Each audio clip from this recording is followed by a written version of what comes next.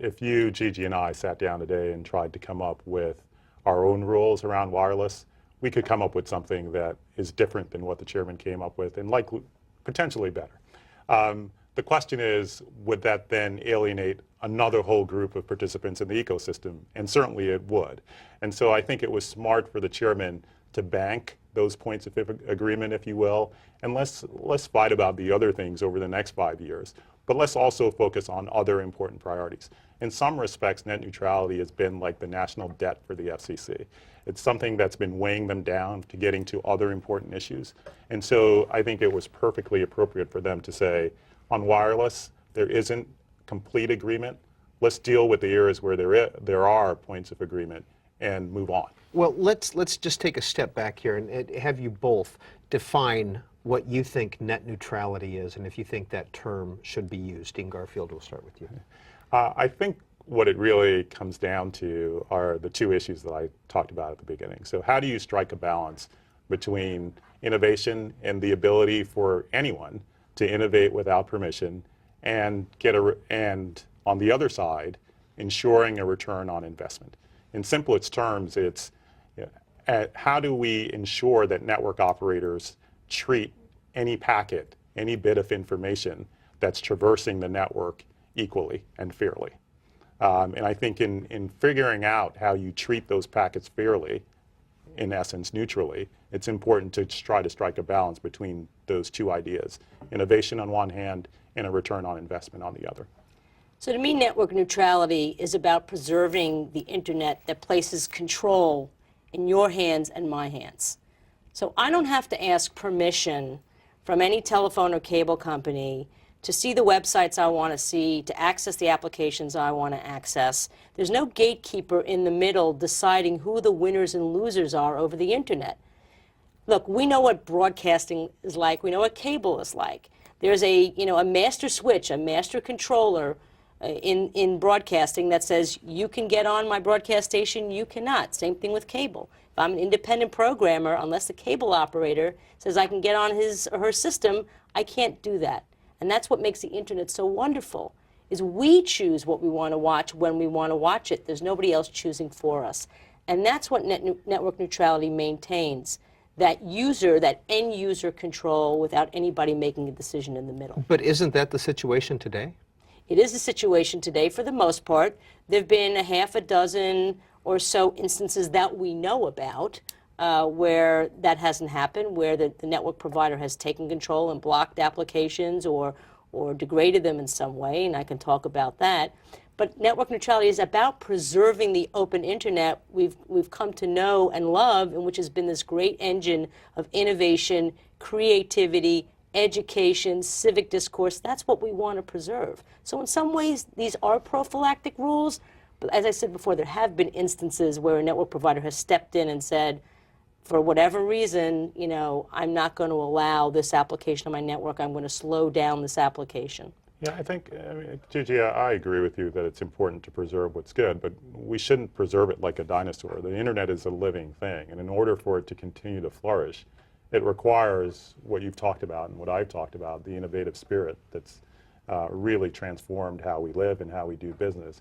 But it also requires investment. And everyone who's looked at this issue says we're going to have a serious problem in the very near term. By 2014, our networks will not be able to handle the traffic that it's seeing today. And so we have to be able to strike the balance between those two competing concerns in some reasonable and rational way. And I think what the FCC did yesterday tries to strike that balance.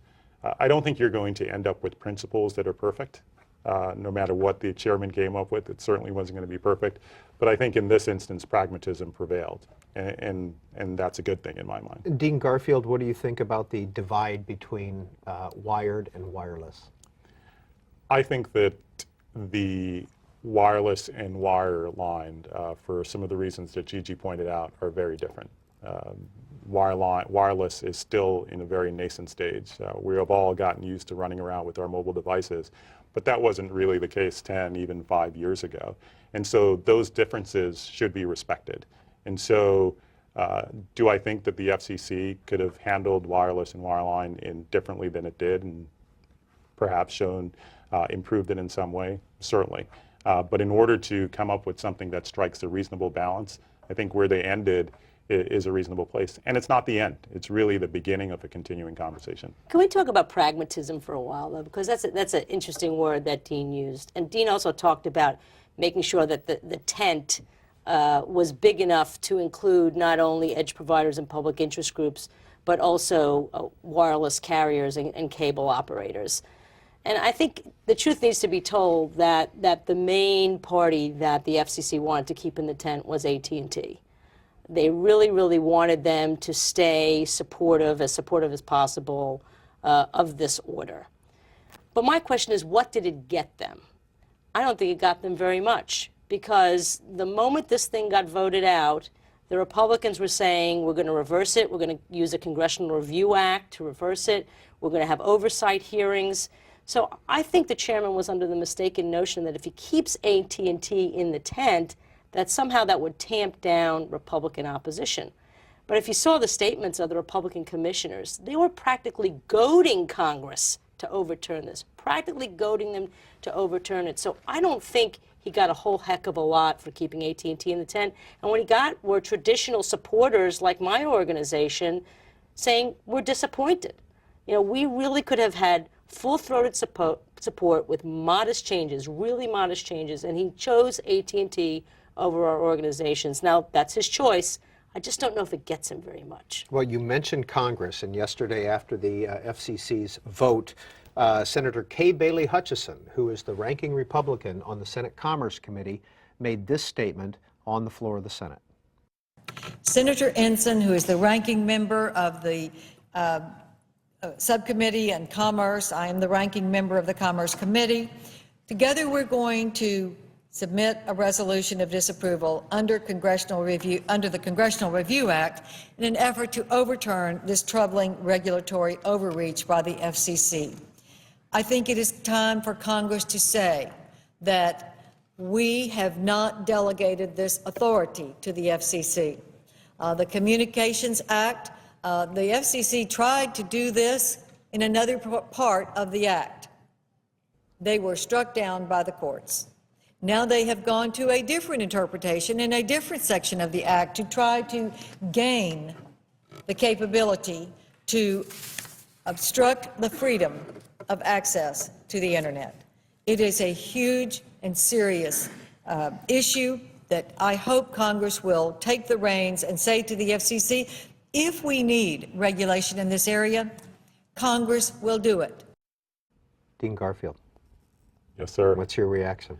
My reaction is that it's perfectly appropriate for Congress to exercise oversight in this area, and in fact, to develop long-lasting rules, right? Any administrative agency is subject to the oversight as well as direction from Congress.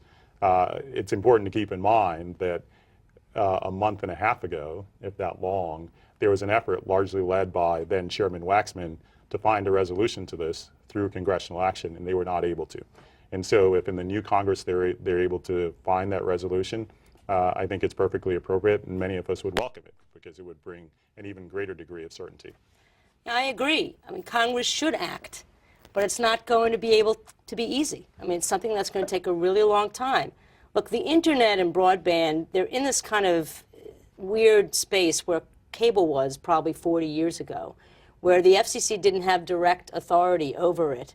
And Congress waited about 20 years to pass the first Cable Act in 1984 and then another one in 1992. So consumers need protection in the interim, and that's why these rules are so important, even though they fall short from in our opinion. But if Congress wants to act, I encourage it to act. I think a lot more things need to be fixed, not just network neutrality. The FCC's legal foundation for doing network neutrality also affects other things that it wants to do. For example, providing universal access to all Americans to broadband, providing subsidies for poor people, ensuring cybersecurity and that public safety can have access, priority access to our broadband system, ensuring that people who use a cell phone can roam, do their broadband internet access in a roaming way like they do with their cell phone service. So there are a lot of things where the FCC's legal foundation for acting to protect consumers are up in the air. So I encourage Congress to act, But in the meantime, the FCC has to. Well,